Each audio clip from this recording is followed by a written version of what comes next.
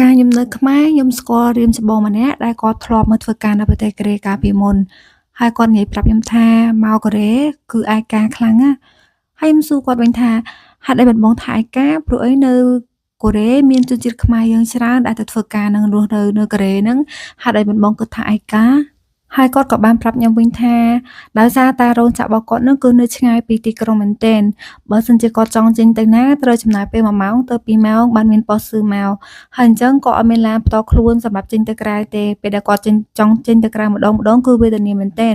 ហើយណាមួយនៅក្នុងរោងចក្ររបស់គាត់គឺអត់មានជនជាតិខ្មែរទេមានតែគាត់ម្នាក់ឯងពេលដែលគាត់ពិបាកចិត្តឬក៏សប្បាយចិត្តគឺគាត់តែម្នាក់ឯងអញ្ចឹងហើយនេះគឺជាកត្តាមួយដែលធ្វើឲ្យគាត់មានអារម្មណ៍ថាឯកាបំផុតនៅកូរ៉េតែយ៉ាងណាក៏គាត់បានទ្រាំរស់នៅក្នុងរោងចក្រមួយនឹងអស់រយៈពេល3ឆ្នាំបន្ទាប់មកគាត់ក៏បានសម្រេចចិត្តត្រឡប់ទៅខ្មែរវិញដោយមិនបន្តអាណត្តិ1ឆ្នាំដល់ខែទៀត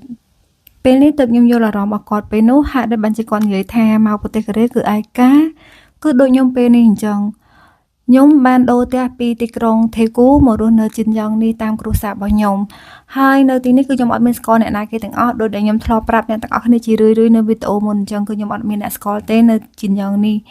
ហើយទោះបីជាខ្ញុំនៅជាមួយគ្រួសារខ្ញុំក៏ដោយមានម្ដាយនៅក្បែរក៏ដោយប៉ុន្តែម្ដាយរបស់ខ្ញុំគឺគាត់អត់បាននៅក្បែរខ្ញុំរហូតទេ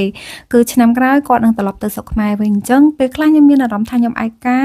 ខ្ញុំតែលតោលមែនទែនហើយខ្ញុំក៏ពេលខ្លះក៏ចង់បានមិត្តភក្តិម្នាក់ដែលចូលមកក្នុងជីវិតរបស់ខ្ញុំហើយក៏ជួយផ្ដល់បទពិសោធន៍